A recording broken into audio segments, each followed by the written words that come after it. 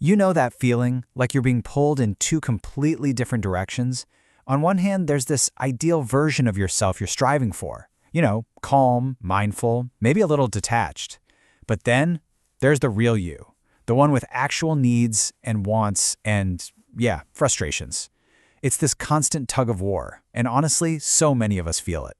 So let's dive into that tension and see if we can unravel it a bit. So, the spark for this whole explainer actually came from a question I saw on Reddit. It was from a user, Anamono420, who's pretty new to Buddhist practice and just feeling stuck. They're trying to figure out how to balance this idea of non-attachment with their real day-to-day life, and for them, that includes being autistic and really needing structure. It's just such a raw, honest question, right? It cuts right to the heart of a struggle that I think a lot of us can relate to. And that's the thing. This isn't just about one person's dilemma on the internet. It's way bigger than that. It's this universal search for balance that we're all on. I mean, think about it. We hear all this advice, right? Just let go. Be in the moment. But what happens when that bumps up against our real, messy human needs? Like, what about wanting a committed partner? Or needing a predictable routine just to feel okay? That feeling of being torn between these ideals and your reality, it's completely normal. And that's exactly the conflict we're going to dig into today. Okay, so where do we even start? I think we have to tackle the biggest roadblock first, which for most of us is a huge misunderstanding of what non-attachment even is. Seriously, is the goal to just feel nothing? To become some kind of desire-free robot? Let's clear that up. Yeah, you know the image I'm talking about, right? This kind of cold, detached, almost Vulcan-like state where you want nothing and feel nothing. But here's the thing. Trying to achieve that impossible standard is just a recipe for frustration. It's a guaranteed way to feel like you're failing. Because, and this is the key, that's not the goal at all. In fact, believing that it is the goal is probably the #1 reason so many of us get stuck in the first place. So if that's the myth, what's the reality? Well, to find an answer, let's look at some really ancient wisdom that completely reframes this whole conversation. It turns out, Buddhist philosophy doesn't actually say that all desire is bad. Not even close. In fact, it makes a really, really important distinction. Okay, check this out. It all comes down to two different concepts, tanha and chanda.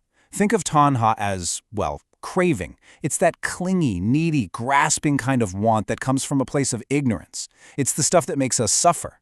But then you've got chanda. This is totally different. This is wise desire. It's the motivation that comes from a place of clarity and intelligence, the desire to grow, to learn, to build a good life. So you see the difference? The goal isn't to get rid of desire altogether. It's to shift from the unskillful kind to the wise kind. And what's so wild is that a super modern field of psychology has landed in almost the exact same place, just coming at it from a completely different direction. It shifts the focus away from the desire itself and puts it squarely on our constant, desperate struggle to control how we feel inside. And this is where something called acceptance and commitment therapy, or ACT for short, comes into the picture. Now, ACT basically flips the script on a lot of traditional psychology. It asks this really radical question. What if our relentless effort to get rid of painful feelings is the very thing that's making us miserable? ACT actually has a name for this. It's called experiential avoidance. It's that totally natural human instinct to just get away from uncomfortable inner stuff. Thoughts, feelings, memories we don't like. We try to push them down, run from them, fight them off. And it seems like the logical thing to do, right? But it turns out this one habit is linked to almost everything we struggle with, from anxiety to addiction. So to really get why this is such a big deal, ACT uses this brilliant metaphor. Just imagine for a second that you're walking along, and you suddenly fall into a pit of quicksand. Okay, you're in there. It's pulling you down. What is your gut instinct? What's the very first thing your brain is screaming at you to do? To struggle, right? To fight, to thrash around and try to climb out. Of course it is. But here's the paradox of quicksand. That's the absolute worst thing you can do. The more you struggle against it, the faster you sink. And that, right there, is the punchline. ACT suggests that our difficult emotions, our anxiety, our sadness, our anger, they're just like that quicksand. The feeling itself isn't the real trap. The trap is the frantic, desperate struggle against the feeling. That fight is what wears us out and makes us feel like we're sinking. Okay, so if fighting our feelings just makes things worse, what on earth are we supposed to do instead? Well, there is an alternative. Let's look at how we can build a path forward that's not about control, but about something called psychological flexibility. See, when we're all caught up in that inner fight, we can't actually be present for our lives. There's this cool research by Dr. Sophie Leroy on something she calls attention residue. The basic idea is that when our mind gets stuck on one thing, like an unmet need or a worry, a part of our attention literally gets left behind. It's like having a bunch of browser tabs open in your brain. It makes it impossible to fully focus on what you're doing right now. So that internal struggle, it literally robs us of the present moment.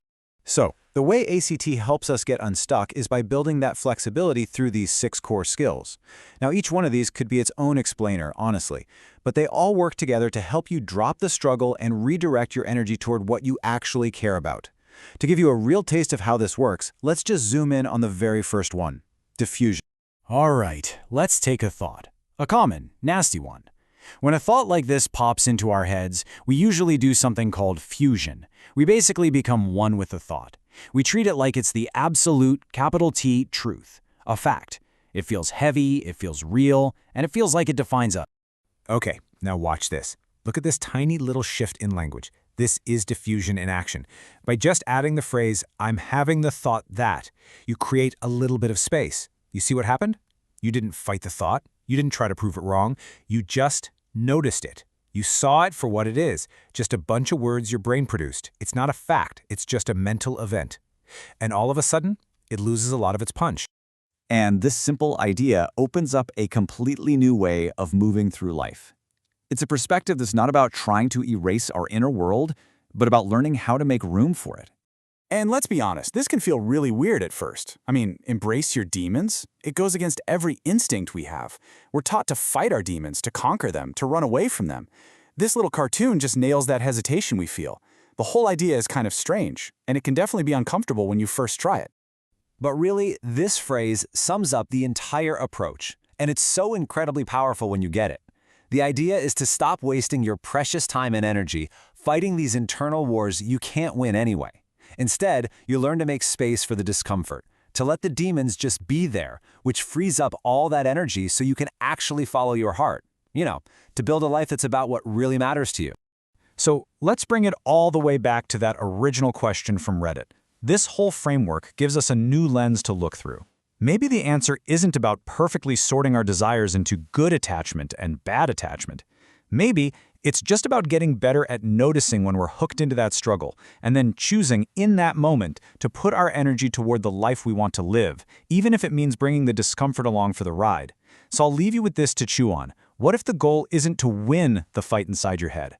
What if it's just to learn how to stop fighting altogether?